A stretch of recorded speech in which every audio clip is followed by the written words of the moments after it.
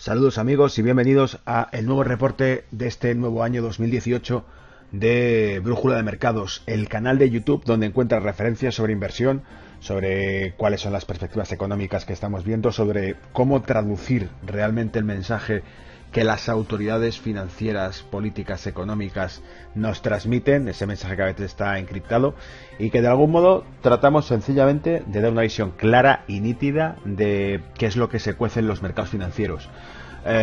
Mi nombre es Gonzalo Cañete y hago este vídeo reporte en colaboración con Brújula de Mercados, que es el canal en el que se publica, bolsasclub.com, esa web de formación, y el blog que mantengo a través de investing.com. Vamos a iniciar ya la agenda, la parrilla del comentario de esta semana. Claves de mercado, el repaso de los pronósticos acertados como fin de 2017. Vamos a comentar sencillamente a través de ciertas websites donde fuimos publicando, incluido algunas websites como Estrategias de Inversión, para la cual hicimos un cierre de 2017, un resumen que se mandará en newsletter a aquellos inscritos usuarios de Estrategias de Inversión. El cierre del Ejecutivo de Estados Unidos, ¿qué ha ocurrido con esto? Hace más ruido que efecto realmente la noticia, pero incluso tiene hasta algún matiz divertido que comentaremos ahora más adelante. El petrolín se acerca cada vez más a este nuevo patrón, ¿vale? Ese petroyuan, ese patrón de petróleo, materia prima en yuanes, se acerca cada vez más, veremos por qué. Nuevo fichaje del BCE. Vamos a ver cómo el Eurogrupo estima para cuándo se elige un nuevo vicepresidente para el BCE, que no presidente, sino vicepresidente. ¿Vale? Os recuerdo que el cargo de presidente del BCE dura 8 años, que de momento es Draghi. Y he aprovechado, ya que hacíamos esto, para hacer, repasamos los currículums de los funcionarios que mandan, es decir, quiénes son los que realmente han estado dentro del BCE, en la presidencia del BCE, y qué historial tienen detrás, para que veáis que se hace muy interesante este comentario. Ya que no te lo cuentan generalmente los medios de comunicación, pues aprovechamos para que te lo cuente Brújula de Mercado, ¿verdad? El Bitcoin, legalidad versus liquidez real. En este caso lo que vamos a comentar del Bitcoin es sencillamente cómo volvemos ahora, sobre todo con las correcciones que está haciendo el Bitcoin, las bajadas. Ojo, que anunciamos que esa corrección vendría, pero que tiene mucho tirón el Bitcoin, pese a las correcciones que le metan de por medio. Todo este tema que se habla o se especula sobre su regulación, su prohibición, ahora que está corrigiendo, no tiene nada que ver, en mi opinión, en mi más sincera opinión, como economista, como experto en derivados financieros, no tiene nada que ver con la realidad que hay detrás. El Bitcoin ha nacido en la oscuridad de un entorno no regulado, que es el mundo online, y poco importará que se legalice o no en este aspecto. ¿Vale? Ratios macro clave: el oro, el crudo y el sectorial energético. Vamos a utilizar además un ratio que es oro crudo, que os he hablado en el pasado alguna vez de ese ratio, que me permite pues pronosticar, por ejemplo, la futura inflación de Estados Unidos, pronosticar también, por ejemplo, el ciclo económico de Estados Unidos a futuro. ¿Por qué el de Estados Unidos y no el del mundo? Porque Estados Unidos es el país, la principal economía del mundo, y el país con la moneda en la que cotiza todos los mercados de materia prima del mundo. Ese es el petrodólar, ese patrón petrodólar que los chinos quieren romper con su petroyuan, ¿vale? Así que viene bien que repasemos un poquito de números y que veamos la esencia del mercado de manera sencilla. SP500 contra el oro. Bueno, pues en este caso lo que vamos a comentar es si el SP500 está infladísimo, y algunos se preguntan si es una burbuja o si no lo es. Sencillamente compararemos su cotización con respecto al valor del oro, para que os deis cuenta que realmente toda la subida que tiene muy poca es real, ¿vale?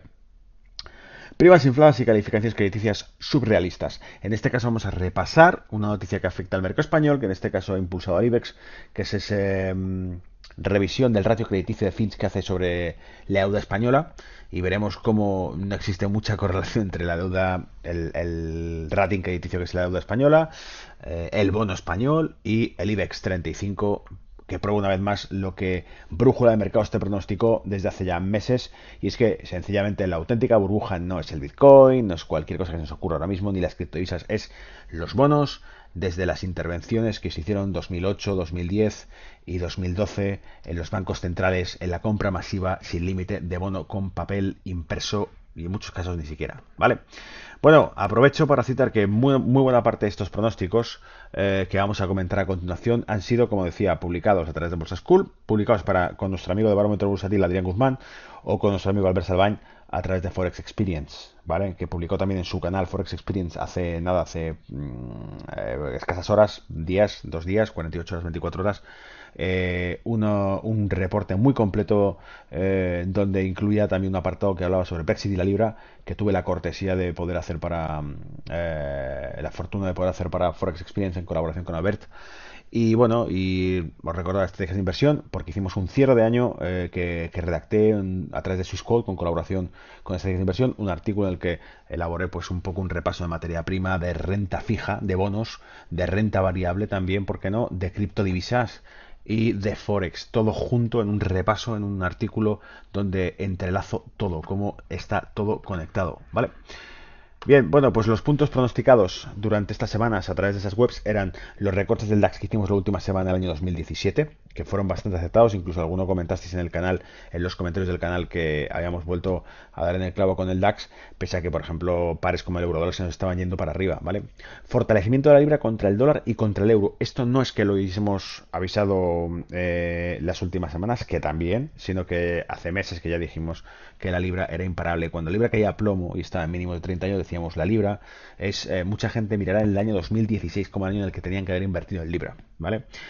Y para afirmar eso nos hemos basado en números concretos de la economía británica: tasa de inflación, tasa de paro, el ratio el ratio índice inmobiliario de Reino Unido también.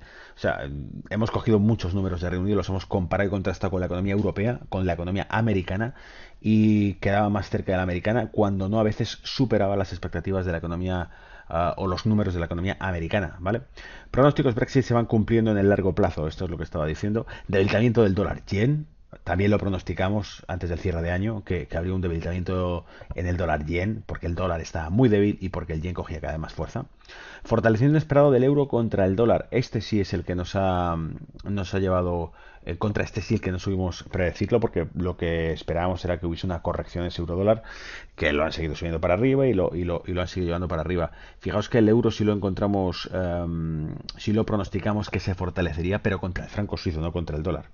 ¿Vale? Me costaba creer que iban a llevarlo tan arriba, ese euro contra dólar, o que iban a dejar caer a plomo el dólar como están dejándolo caer. Veremos luego gráfico del índice dólar para demostrarlo. Pero bueno, está en caída libre prácticamente el dólar comparado con las principales divisas. ¿Vale? Subida importante del crudo hacia los $65 West Texas, también lo pronosticamos. Fue una de las últimas cosas que comentamos en los reportajes ya publicados. Y los objetivos de 2.700 puntos en el S&P 500, que son batidos y rebatidos y machacados, porque el S&P sube sin límite alguno, con un combustible imparable e ilimitado, ¿vale?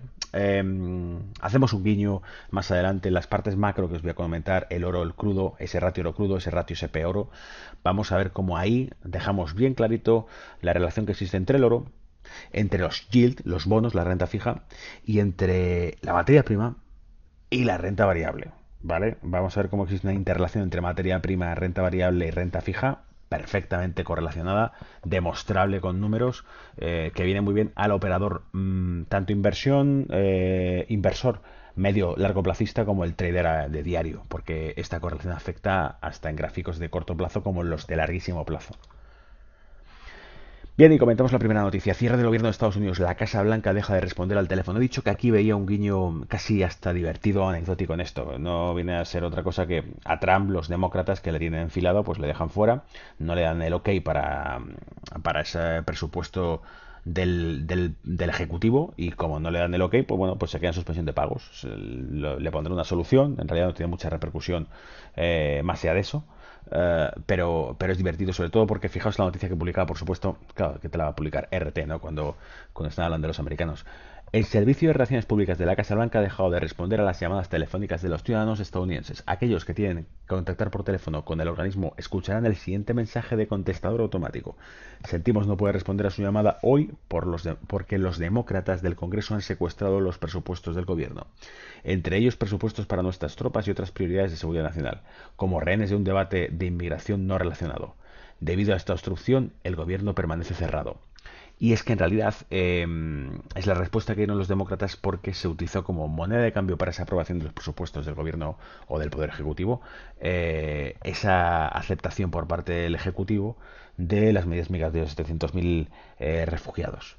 Entonces, bueno, es cuanto menos divertido ver que dejan un mensaje de voz como este. Aparentemente es verídico, fue publicado por varios diarios y, bueno, me parecía curioso comentarlo, ¿vale?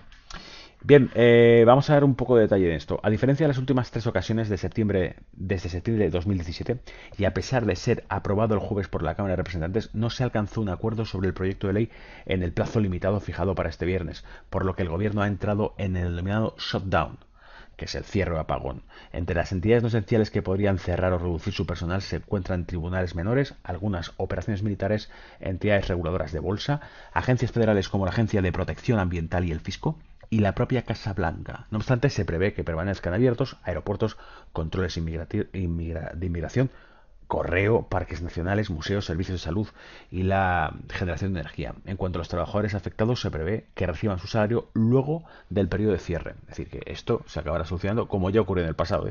No es nuevo, no es la primera vez que se produce esa suspensión. Vale, atención, abre bien las orejas, los oídos, porque esta es una de las partes más importantes que hay que comentar y que viene perfecta para abrir boca este inicio de año, ¿vale? El yuan chino en vías de ser la principal divisa de reserva, avances y obstáculos. De nuevo, he cogido el artículo a través de red, es buenísimo porque viene a hacer un macro resumen de algo que hemos comentado en más detalle durante con cuentagotas en Brújula de Mercados. En este canal ya sabéis que suelo citar muy a menudo casi cosas proféticas en cuanto a lo que vemos que por dónde van los tiros de la economía global, más allá de lo que nos comente una mera noticia, sino lo que realmente pensamos que ocurrirá históricamente, o sea, lo que quedará grabado en la historia de aquí a 10 años. La creciente demanda de yuanes tiene que ver con el esperado endurecimiento de la política monetaria del Banco Popular de China, ¿vale? Abro paréntesis aquí, añado comentario, os recuerdo, China, desde el año 2013 prácticamente, ha hecho reformas muy duras a nivel bancario, a nivel bursátil, para lo que llaman desapalancamiento bancario, es decir, endurece cada vez más la normativa y la regulación sobre bancos, entidades financieras y mercado financiero en China, porque lo que quiere es, en mi opinión, apuntalar su mercado preparándose para una transición hacia algo mucho más grande. Se van a convertir en líderes de la economía mundial y para ello tienen que ponerse las pilas, hacer los deberes y tener todo limpito y en orden. Y es lo que están haciendo, ¿vale? Grandes intervenciones financieras en el mercado interno por parte del ente regulador nacional proporcionaron un yuan más fuerte. El Bundesbank de Alemania fue el primero de estos bancos nacionales en responder la inclusión de yuanes en sus reservas, según declaró el portavoz de la entidad, cuyas palabras recogió Bloomberg este 15 de enero. La decisión en sí misma se retoma al año pasado cuando el Banco Central Europeo, del que la autoridad financiera germana forma parte, invirtió 500 millones de euros, 611 millones de dólares en la economía china. Horas después del anuncio del Bundesbank, desde París llegó la noticia de que el Banco de Francia guarda parte de sus reservas en moneda china.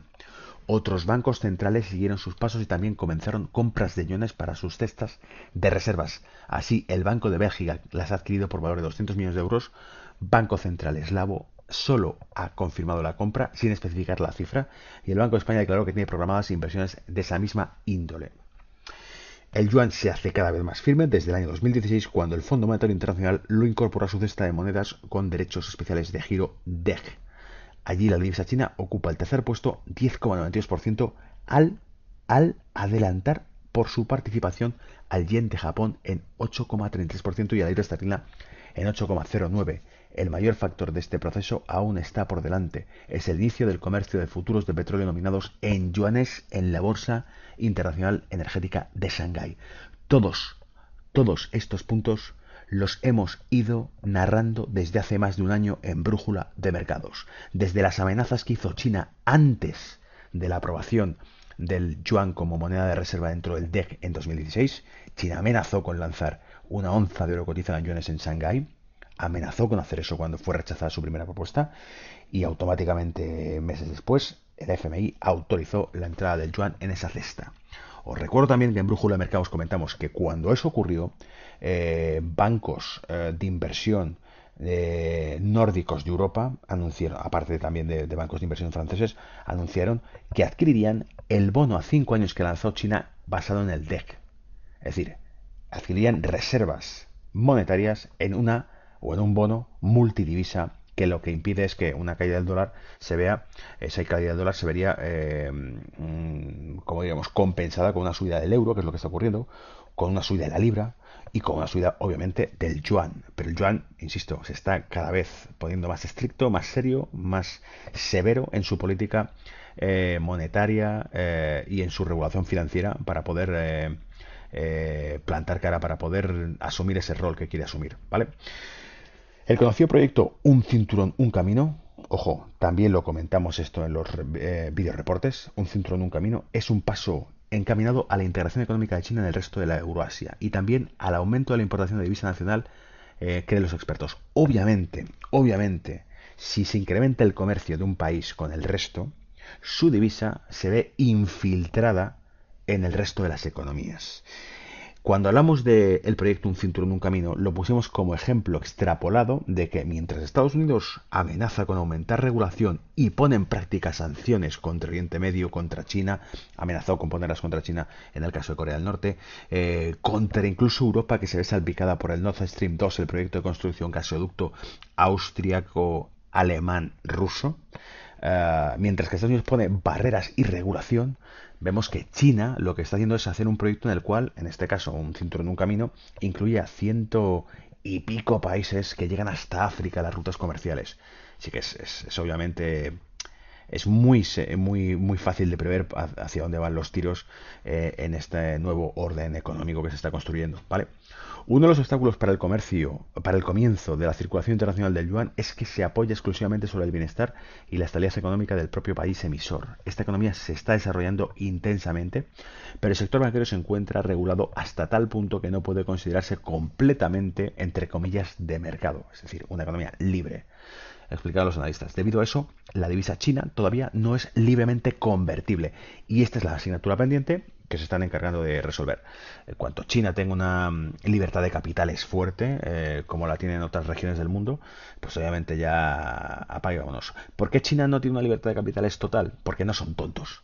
Lo primero que está haciendo es amortiguar su sistema financiero, limpiarlo, endurecerlo, para poder abrirlo. No van a abrirlo estando susceptible o siendo vulnerable a los flujos de capitales externos. Saben lo que les viene si abren ese mercado sin estar preparados. ¿Qué es? Un ataque especulativo que tumbe su sector financiero. ¿Vale? Bueno, con esto saltamos al nuevo fichaje del BCE.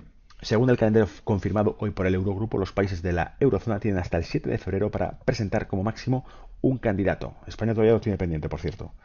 De modo que en su encuentro el 19 de febrero pueden nombrar un sucesor y el nombramiento sea avalado por los líderes de la Unión Europea en su cumbre del 22 de marzo, que es cuando se elige a este nuevo vicepresidente que no presidente, ¿vale? Y entonces en este caso decía, hemos aprovechado, vamos a repasar el currículum de esta gente. Os recuerdo, Duisenberg, que fue el primer presidente del Banco Central Europeo y que no llegó a cumplir el cargo. El siguiente fue Trichet. Después de Trichet fue Draghi, que es el actual. Y como vicepresidentes tuvimos a Neuer, Papademos y Constancio, que es el actual Constancio. Bien, bueno, ¿qué he hecho? He repasado la historia de cada uno de estos señores porque algunos son curiosos. Entonces vamos a hablar de Trichet, de Draghi y de Papademos y Constancio. Y entonces, bueno, para que veamos el currículum de cada uno de estos señores o un poco su biografía, empecemos por Trichet. En enero de 2003, Trichet fue llamado a juicio junto con otros 8 acusados de irregularidades en Crédit Lyonnais, uno de los mayores bancos de Francia. Trichet estaba a cargo del Tesoro francés en ese momento. Fue absuelto en junio de 2003, lo que dejó el camino libre para que se mudase al BCE. Antes que nada, quiero aclararos, nada de lo que estoy sacando lo estoy sacando de ninguna página web que sea extremadamente polémica ni controvertida, sino que me estoy yendo a algo tan sencillo como la Wikipedia para analizar la biografía de esta gente y para que veamos, bueno, pues cuál es el background que tienen estos señores. Mario Draghi. Draghi es miembro del grupo de los 30 fundado por la Fundación Rockefeller. El grupo de los 30 es un grupo privado de lobbies en el sector financiero. Por esta razón, se le acusa de tener un conflicto de interés como presidente del Banco Central Europeo. Algunas partes también consideran el trabajo anterior de Draghi en Goldman Sachs como un conflicto de intereses. A partir de 2013, Draghi fue criticado en el contexto de los escándalos que se levantaron en torno al banco Banca Monte dei Paschi, que estaba haciendo negocios muy arriesgados. Bueno, pues de entrada, los dos expresidentes del Banco Central Europeo han estado bien vinculados con grupos lobbies o de intereses contrapuestos al interés del Banco Central Europeo, o bien incluso en procesos judiciales, ¿vale? Entonces, bueno, como veis, ¿qué quiero decir con esto? Quiero decir que si tú en algún momento sientes mucha presión por las funciones que realizas a diario, o te sientes pues bueno, nervioso porque no des la talla en algún tipo de actividad que se te requiera a nivel profesional, no te preocupes, piensa siempre en Trichet, piensa siempre en Mario Draghi, piensa que si ellos lo hicieron, si ellos se metieron en follones como estos y acabaron de presidentes de la segunda mayor entidad financiera del mundo, la entidad que decide cuánto cuesta el pan a más de 500 millones de europeos, si eso lo han conseguido ellos, pues bueno, siempre hay esperanza, ¿no? Ya podemos liarla muy gorda, podemos meter la pata profundamente en nuestro trabajo, que quizá podemos incluso ser ascendidos o no importa que estemos implicados en casos de corrupción, siempre habrá una esperanza de acabar en un cargo incluso superior, ¿vale? Bueno, vamos a ver los vicepresidentes. Papademos, el griego, el que fue primer ministro de Grecia. En noviembre de 2011, Papandreou Pa- Papademos, perdón, renunció al cargo de primer ministro de Grecia bajo la presión de los legisladores después de que propuso un referéndum sobre la última ronda de medidas de rescate. Bueno, pues esto recuerdo. Propuso un referéndum porque se pasaba ya 3 pueblos. Las medidas ya sabéis cuáles son. Bruselas, recorte, ajuste. Me quedo con patrimonio público a cambio de una deuda inexistente, una deuda privada de bancos privados. Lo he explicado 1000 veces. Hagamos resumen. Un banco privado sin ningún tipo de control de riesgo o con un control de riesgo ridículo o en el mejor de los casos equivocado presta crédito a un tercero, en este caso a un país que es Grecia. Esas líneas de crédito que prestan bancos privados, en buena parte alemanes, a Grecia son impagables. ¿Por qué? Porque no tienen manera de poder pagarlo, bien porque se han falsificado cuentas con colaboración de entidades financieras privadas, o bien porque sencillamente dicen, bueno, vamos a dejar una línea de crédito, lo que tenemos que hacer es colocar dinero de papel, dinero gratis, dinero virtualizado, inyecciones virtuales de dinero, vamos a colocárselas a Grecia. Grecia no puede pagarlas, bueno, no pasa nada, no puede pagar qué. No puede pagar una línea de crédito que yo he creado de la nada con el coeficiente de caja o coeficiente de reserva bancario. Pero lo que sí es real es el patrimonio público que me voy a quedar como aval si no lo pagan, ¿no? Bueno, pues lo que ha ocurrido. Recuerdo que tras la negociación que se produjo en 2014 creo que fue, con el nuevo gobierno de Grecia, se cedió un patrimonio de 51.000 millones de euros de patrimonio público griego a gestoras privadas que debían encargarse de su venta, de su liquidación para poder hacer frente a las deudas que acumulaba Grecia. Bueno, pues no lo mismo. Números digitales por bienes reales. ¿Vale? Bueno, y continúo. Decía, después de un intenso debate entre la mayoría y los partidos de la oposición, Papademos, que no era miembro del Parlamento ni estaba oficialmente afiliado a ningún partido político, fue nombrado primer ministro interino hasta que se pudiera celebrar elecciones generales al año siguiente. Es decir, recapitulo, plantea, plantea en Grecia un referéndum sobre si la gente quiere o no aceptar las medidas que van a cambiar el futuro de su país y lo quitan de en medio. Es decir, se ponen muy nerviosos y lo ponen como primer ministro en funciones, aunque no representa ningún partido político ni lo ha elegido nadie, ¿vale? Víctor Constancio, portugués en este caso. Constancio sirvió una vez más como gobernador del del Banco de Portugal de 2000 a 2010, siendo reelegido en 2006. Bajo su presidencia, el Banco de Portugal gastó un tercio de sus reservas de oro aproximadamente. Dos bancos portugueses, Banco Portugués de Negocios BPN y Banco Privado Portugués BPP, acumularon pérdidas durante años debido a malas inversiones, malversación y fraude contable. El Banco Central Portugués, dirigido por Constancio, fue criticado por haber permitido esta situación durante años. Bueno, pues Víctor Constancio es el actual vicepresidente del BCE. ¿Vale? Entonces, insisto, no importa que os salgan mal las cosas, no importa que no deis pie con bola, que no salga bien algo, cuando siempre podéis aspirar a un cargo incluso superior, ¿vale? Porque no son auténticos genios los que tenemos en estos puestos, sino que son cargos políticos. Y esta es la parte reflexiva que hace Brújula de Mercado cuando analiza críticamente la economía mundial y el mercado financiero. Las personas que están en los puestos de responsabilidad no son mejores que otros. Y en muchos casos, bueno, pues son más que cuestionables sus historiales, sus biografías, ¿vale? No son super genios tecnócratas que sepan cómo resolver el asunto. De hecho, son cargos políticos. Eso es lo que son. Están elegidos por un grupo selecto que tampoco ha sido elegido democráticamente, porque cuando se le pone de primer ministro Papademos no es que haya sido elegido por ningún partido político que haya sido voto por nadie, ¿vale? Paso con ello ya a el Bitcoin, el otro debate polémico que incendia y que arde, ¿vale? Legalidad contra liquidez real. ¿Por qué hablo de esto? Porque estoy hablando de que en qué países, fijaos la paradoja, el Bitcoin es legal y en cuáles. ¿Está restringido? ¿Es ilegal? O directamente no tienen decidido qué van a hacer con él? Bueno, pues a día de hoy lo que vemos es que precisamente en los países donde está restringido o es ilegal, literalmente, son aquellos que desarrollan más el código de Bitcoin, ¿vale? Vamos a ver si puedo sacar con esto pizarra, veo que sí. A ver si me deja dibujar.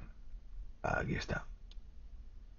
Vale, pues tengo ahí Rusia, tengo China, vale.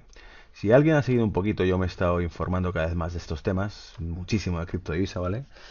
Ya haré un vídeo especial, capítulo 2 del que publicamos al cierre de año, con Diego Clerc. Pero si alguien está leyendo un poco esto, sabrá que los principales desarrolladores de los algoritmos que constituyen las criptodivisas están en China y en Rusia, ¿vale?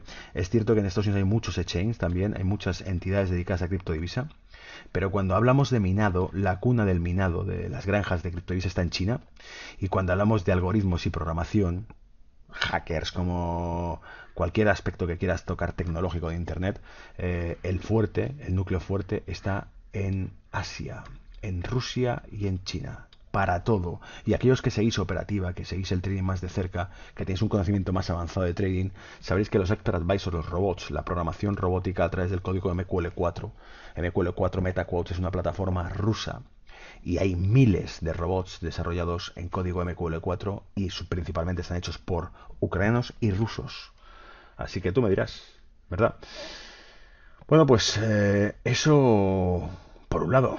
Vamos a cerrar ya el cuadro de dibujo y seguimos. Fijaos como decía, el 58% del minado de bitcoins está en China, ¿vale? Entonces, poco importa el tema de que lo... Bueno, apunto aquí las reflexiones. El Bitcoin se ha convertido en el dólar de las criptodivisas para las nuevas generaciones. ¿Por qué digo esto? Principalmente lo digo porque si seguís las criptodivisas o lo que llaman altcoins, alternative coins, las nuevas criptodivisas que van surgiendo, ¿qué ocurre? Que casi todas ellas cotizan directamente en Bitcoin. No cotizan en oro, no cotizan en, perdón, en euro, no cotizan en dólar, cotizan en Bitcoin. Así que el Bitcoin es el dólar, el patrón dólar para las criptodivisas. No importa que Bitcoin sea más lento, se ralentice, no esté optimizado comparado con otras nuevas criptodivisas, no importa, porque casi todas las nuevas cotizan en la base, la primera de todas, la original, que fue el Bitcoin, ¿vale? Los problemas regulatorios son relativos. Este mercado nació fuera de los campos regulatorios y ha crecido sin ellos. Es decir, que lo regulen o no, que lo legalicen o no, me deja de importar. ¿Por qué? Porque el Bitcoin tiene su origen en transacciones de la Deep Web, tiene su origen en un algoritmo compartido entre frikis del mundo de la informática y frikis del mundo online en su más remoto origen. Por lo tanto, ¿qué más da que lo prohíban o no? Si ya en su día no estaba ni contemplado que fuese algo aceptable como dinero, como capaz de realizar transacciones, y ya de por sí lo hizo. Si consiguió, sin que nadie creyese en él, ser una moneda de cambio en la cual se pueden realizar transacciones, pues qué más me da lo que la regulación diga si va a seguir existiendo, al menos en el plano en el que nació, que es el plano background, el plano underground de Internet, ¿vale? ¿Lo prohíben o lo institucionalizan? Esta es otra, ¿en qué quedamos, ¿vale? Nuevos futuros sobre bitcoins, entidades financieras y gobiernos copian la idea. El caso del Ripple. Si van a prohibir el Bitcoin, como dicen algunos, no, es que el Bitcoin está cayendo ahora y además se va a prohibir porque va a haber una nueva regulación más dura. Vale, pero entonces ¿en qué quedamos? O se institucionaliza, o se extiende el uso de criptodivisas, o se prohíben. Pero lo que no tiene lógica es que, por un lado, nos estén diciendo que van a prohibirlo, regularlo a cada vez más estricto, y por el otro lado, salgan divisas como el Ripple, que os recuerdo que el Ripple es un proyecto casi privado, institucional, no tiene que ver con el Bitcoin. Es una criptodivisa creada a través de un consorcio de bancos, aceptada por el gobierno de Japón. Entonces, ¿en qué quedamos? Hemos visto además como diferentes grupos bancarios mundiales, JP Morgan, Goldman Sachs, otros, han hecho guiños, algunos de esos cargos ejecutivos han hecho guiños favorables a las criptodivisas. Entonces, bueno, ¿hacia dónde va esto? Rumores de que incluso la Reserva Federal podría lanzar el Fedcoin, una criptodivisa emitida por un banco central, lo cual es absurdo porque la esencia de ese Bitcoin, o de esa criptodivisa más bien dicho, va a ser la descentralización, huir de los bancos centrales. Entonces, bueno, ¿hacia dónde va todo esto? ¿Lo prohíben o no? ¿O aceptan que ya está ahí y ya va a costar quitarlo de en medio? El Dash, el Litecoin, el Neo, modificaciones genéticas del Bitcoin o del Ethereum. El algoritmo se perfecciona y se fortalece. ¿Por qué estoy diciendo esto? Porque ya puedes atacar el Bitcoin, es demasiado tarde. El Bitcoin ha mutado, ha hecho lo que llaman forks. Han aparecido nuevos Bitcoins. El Litecoin es un Bitcoin modificado, que va más rápido. ¿El Neo qué es? El Neo es la criptodivisa china y es, bueno, la más extendida por desarrollos chinos. El Neo es una modificación genética del algoritmo del Ethereum. Entonces, ¿qué pasa? Que todo esto son nuevas mutaciones o de Bitcoin o de Ethereum o de otras tantas que aparecerán nuevas. El Dashcoin prácticamente es como un PayPal de criptodivisa y cada vez se acepta por más comercios. No puedes ponerle barreras al campo y no importa que un gobierno diga no lo acepto o que lo digan varios. No aceptamos o lo ilegalizamos. Lo ilegalizamos. Si es que ya per se su nacimiento está en un plano underground, en un plano fuera de regulación. Entonces, aunque sea en el peor de los casos, va a seguir existiendo en ese plano. Vale. Seguimos, SP500, aprovechamos ya, saltamos a índices. Fíjate el pedazo de salto de esta vela para que luego nos salen de burbujas. Esto no es una burbuja. Y luego nos hablan de burbujas, ¿verdad? Bueno, pues si no te queda claro si esto es una burbuja, viendo ese pedazo de vela en el SP500 con vela semanal, lo que os traigo es el ratio de SP500 cotizado en oro. Para que os deis cuenta que realmente no nos hemos ido muy lejos. Es decir, que por mucho que veamos que bate récords históricos el SP500, en realidad no lo hace. En realidad no estamos en niveles ni del año 2000, ni siquiera 2005, ¿vale? Cuando valoramos la rentabilidad americana en términos de lingotes de oro, nos damos cuenta que no valen tanto, ¿vale? Que no valen tanto. Y ojo, eso que el oro ha tenido un repunte suave, o sea, ha tenido mucha lateralidad durante el año 2016 y 2017, pero sí, no, el oro creo que está infravalorado, que podría tener una subida bastante más fuerte, considerando además la caída que está teniendo el dólar, el debilitamiento del dólar. El oro va a tirar para arriba durante 2018 con mucha probabilidad, si el dólar sigue así. Entonces, este ratio obviamente lo que va a hacer es que te baje la cotización del SP contra el oro, porque comprarás cada vez, o mejor dicho, te suba, comprarás cada vez más SP con un lingote de oro, si ese oro sigue subiendo, ¿vale? La relación de que la subida del oro me deje cada vez más SP500, comprar SP500, ¿vale? Lo cual, bueno, pues es cuanto menos curioso de cara a que podamos seguir realmente la evolución de todo eso. El otro ratio que os quería comentar, oro contra crudo, contra petróleo. Y este ratio es también extremadamente interesante porque lo que viene a simbolizar es oro muy relacionado con riesgo, crudo muy relacionado con economía, con expansión económica, con renta variable, con transporte. ¿Qué pasa? Que decimos que un aumento de la demanda de crudo suele ser un indicio de ¿qué? De un ciclo económico positivo. Un aumento de la demanda de oro suele ser que un indicio económico negativo, aumento de incertidumbre. ¿Vale?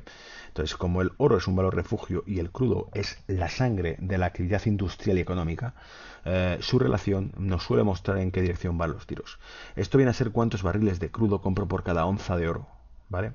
Entonces, ¿qué pasa? Aquí tengo puesta la regla. Si sube el gold, sube el yields. Si sube el crudo, suben los equities. ¿Por qué? Porque si sube el gold, sube el riesgo. Es decir, la respuesta a una subida del oro significa que hay incertidumbre, mayor incertidumbre, y el oro se activa como valor refugio y aumenta su demanda. Bueno, pues si es un valor refugio porque hay un mayor factor riesgo, la renta fija, ¿qué hace? Tira al alza los yields, tira al alza los rendimientos de los bonos. ¿Vale? Y en este caso, el crudo, ¿qué es lo que ocurre? Pues cuando el crudo pasa algo similar. El aumento del crudo significa que hay un aumento en la demanda de crudo y eso que es mayor actividad industrial. Por lo tanto, entendemos por ello que hay una actividad económica positiva. ¿Vale? Entonces, bueno, con esto vemos un poco ese ratio y podemos ver exactamente cómo, además, por cierto, me va dando una tendencia que podría significar que una caída en el número de barriles por lingote de oro, que significaría el qué, esa subida del crudo que hablábamos ya a finales de este año, diciendo que los sauditas y los rusos son amigos ahora, la guerra del crudo ha terminado, China, Rusia, Arabia Saudita entalan nuevas conversaciones y Estados Unidos se empieza a quedar fuera de juego, ¿vale? Relaciones de mercado clave, el oro sube, suben los yields, el petróleo sube, suben los stocks, el dólar cae, suben los stocks y suben los yields, ¿vale? Esta es la situación en la que nos encontramos actualmente. El dólar cae, los stocks están subiendo y los yields en Estados Unidos también están subiendo. Os recuerdo que cerramos el año mostrando la curva de tipos de Estados Unidos, viendo cómo cada vez se aplana más. ¿Vale? Se aplana más quiere decir que si antes era así, ahora es así. Es decir, los yields a corto plazo suben frente a los yields de largo plazo. Bueno, pues decimos que un país se va a la bancarrota cuando su curva de tipos empieza a hacer esto. Se vuelve negativa. Es decir, su interés al corto plazo está por encima del interés al largo plazo. No puede financiarse, es un jaque mate a nivel de deuda del Estado y se va a pique. O sea, para que veamos ese panorama, costará una guerra mundial, o sea, no ocurrirá, pero al menos sí vemos sus indicios en los gráficos, ¿vale? Y están en vídeos anteriores para que los repaséis. 3 semanas subidas del crudo. Esto lo anunciamos en su momento y bueno, si hace un momento hemos comentado que la subida de crudo incrementa la subida de los yields, echar un vistazo sencillamente primero que todo el S&P 500 está en positivo con la performance del último mes, ¿vale? Y lo segundo, que de toda la performance en positivo, los que más suben que son el sector energético, ¿vale? Que también lo hemos citado una y otra vez. Con el crudo en mínimos de décadas, lo que teníamos que esperar únicamente era ExxonMobil, Chevron y las principales petroleras eran caldo de cultivo para que una posible subida en el futuro te llevase el rendimiento. Bueno, ¿qué pasa? Que son las que más suben, ¿vale? Con esa recuperación del crudo. Primas de riesgo segundos inflados, vamos finalizando ya esto. Fintech dispara Fitch dispara el IBEX 35 a récord desde agosto y hunde la prima de riesgo a mínimos de 2010. El efectivo Fitch, que ha subido la calificación de deuda nacional a menos desde el PBB triple B positivo en su primera alza desde abril de 2014, ha tenido mucho efecto en el mercado, tanto en renta variable como en renta fija. La rentabilidad del bono a 10 años ha caído 1,39% a niveles no vistos, por debajo desde el pasado junio, y la prima de riesgo a 82,70 puntos básicos, el nivel mínimo desde hace 8 años. La del alemán al mismo plazo, en cambio, ha permanecido estable en 0,57. ¿Esto qué es? Esto es normal, vamos a comentar varias cosas. Es normal, primero, la relación de que caiga la prima de riesgo, ¿vale? Que no deja de ser sencillamente el CDS. El CDS, os recuerdo, esto parece una clase más que un video reporte, pero el CDS es el Credit Default Swaps. Son unos ratios que miden los riesgos de crédito o de quiebra, default de quiebra, sobre el crédito que tienen los países. Y siempre se mide en relación a un referente. El referente en este caso es Alemania, ¿vale? Entonces, ¿qué pasa? Que hay un diferencial abierto con Alemania. Ese diferencial se produce desde el año 2010, desde que la crisis canalizó la deuda mediterránea, o mejor dicho, la liquidez mediterránea de Europa mediterránea hacia el centro de Europa. Por eso Alemania tenía tasa de interés negativa y España tenía que colocar la deuda altísima y Italia igual, ¿vale? Viene muy bien, por cierto. Entonces, ¿qué ocurre? Que lo que vemos es que no existe una relación real. ¿Cómo puede ser que un bono con un triple B positiva esté colocando como ya lo hacía? Es decir, hace 2 meses España colocaba en bono a 2 años, en bono a 3 años, un interés negativo, es decir, te cobran por dejarle dinero. Italia igual, Italia igual, Italia igual. ¿Qué quiero decir con esto? Hace 10 años, cuando tú analizabas un bono triple B positivo, su yield podía ser de un 5%, de un 7%, ¿vale? Pero ningún bono con esta calificación hace 10 años te daba un rendimiento negativo, una tasa de interés negativa. Por eso es una prueba más, insisto, de que vimos una burbuja en el mercado de bonos. Qué duda cabe cuando ves que los números son tan evidentes. Compáralo con el pasado y no tiene más debate esto, ¿vale? Y bien, me voy a IBEX 35, veo esa proyección de IBEX 35. Fijaos cómo aquí surge de las cenizas, como el Fénix, rompe el canal bajista, se va para arriba. Entonces, ¿qué creo? Le he puesto una proyección. Creo que el gráfico nos llevará este índice, a ver si me deja hacer zoom, eso es, hacia los 11.150 puntos, 11.000 puntos redondos y luego 11.150, que es el objetivo que tiene aquí realmente claro. Máximo, máximo, tercer máximo, bueno, pues irá a tocar un cuarto máximo. Ahora, ¿dónde hará parada? ¿Qué será?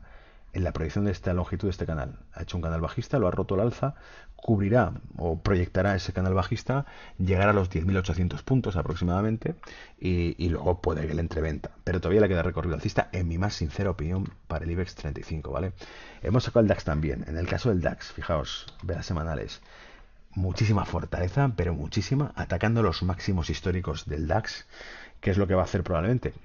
Reventarlos, ¿vale? Es lo más probable que los consiga superar porque va con mucha fuerza, porque tiene un panorama Europa ahora mismo muy estable, sobre todo la economía alemana es una auténtica máquina y encima ya hay un pacto de gobierno alemán, o sea que ya olvídate. Si el DAX no cedió con la crisis de la creación de gobierno de Alemania, no lo va a hacer ahora que tiene un acuerdo ya el gobierno alemán, ¿vale? Paso a divisa.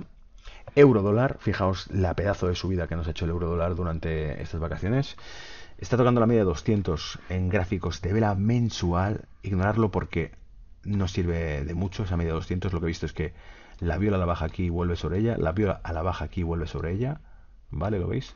Por lo tanto, aquí puede estar perfectamente violando la alza y luego volviendo sobre ella. Entonces, no significa nada esa media de 200 en este gráfico con vela mensual. Lo que queremos será encontrarnos con máximo, máximo, máximo y máximo, que viene a ser en el entorno de los, hacemos 1,2750, hasta donde podría llegar esa dilatación en euro dólar, una auténtica pasada, brutal, ¿vale? Yo sigo manteniendo por ahí posiciones cortas en euro dólar. Alguno diréis, pues si las mantienes desde cuando publicamos aquellas posibles bajadas en euro dólar, estarás perdiendo muchísimo dinero. Bueno, la ventaja es que, como dijimos, bajista en dólar yen, como dijimos, alcista en euro franco suizo, esas posiciones me están dando buen rendimiento, me están compensando las pérdidas que tengo en euro dólar. Acordaos, las coberturas también se hacen con divisa, ¿vale? Entre las propias divisas. Índice euro dólar me muestra clarísimo lo que está pasando. Esta caída que tengo aquí es monumental, entonces yo creo que iremos hacia la mitad del canal, que es este nivel, pero el objetivo final será esto, es decir, el dólar se cae, ¿vale? El dólar se cae de todas. Ha perdido este rango, y habiendo perdido este rango, su proyección es cumplir el mismo momento, pero a la baja. 1 y 2, ¿vale? Entonces el dólar se cae de todas. De todas. Paso directamente para cerrar al dólar yen, que este era el que decía. Os recuerdo que en los últimos video reportes hablábamos de un tercer techo aquí, un triple techo ahí y una posible bajada. Estamos aquí en esta bajada y creo que no ha terminado. Creo que la bajada vendrá hacia acá, pese a que hay medias móviles por ahí y toda la historia. Estamos justo en el torno del 50% del rango que tiene. Por eso hay una pausa, pero estoy seguro que esa pausa se consolidará y que muy probablemente seguimos tirando para abajo, ¿vale? Es decir, el debilitamiento del dólar lo que hará será que cada vez me den menos yenes por cada dólar. Es decir, el yen seguirá siendo fuerte contra el dólar seguirá debilitándose y por eso este movimiento se irá para abajo, ¿vale? Para ver exactamente niveles de precio, me hago un zoom y es el 108,35 aproximadamente y 111 el nivel actual, ¿vale?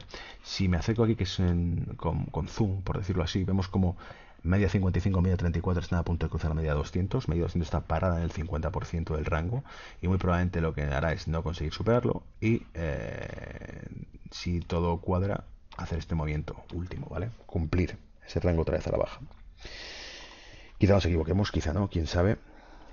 Y bueno, libra dólar, fijaos ese pedazo de sprint que ha hecho la libra contra el dólar. La tenemos justo ahí ya tocando la media de 200, vela semanal, rango y rango, misma dimensión, ¿vale? Entonces, ¿qué creo que va a ocurrir?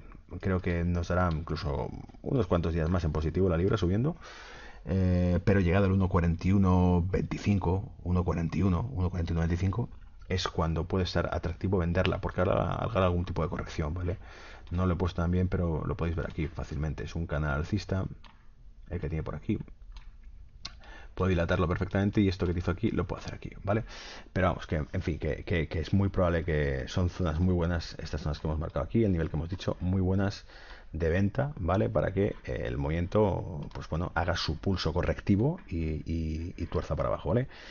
Cerramos con el calendario semanal. El calendario semanal me trae datos importantes, sobre todo los tengo, bueno, el anuncio de tipos del BCE que lo tengo el jueves, que está por aquí, pero las revisiones del PIB trimestral de Estados Unidos y de Reino Unido el propio viernes, además del discurso de Carney el viernes. Carney es el presidente del Bank of England, del Banco de Inglaterra.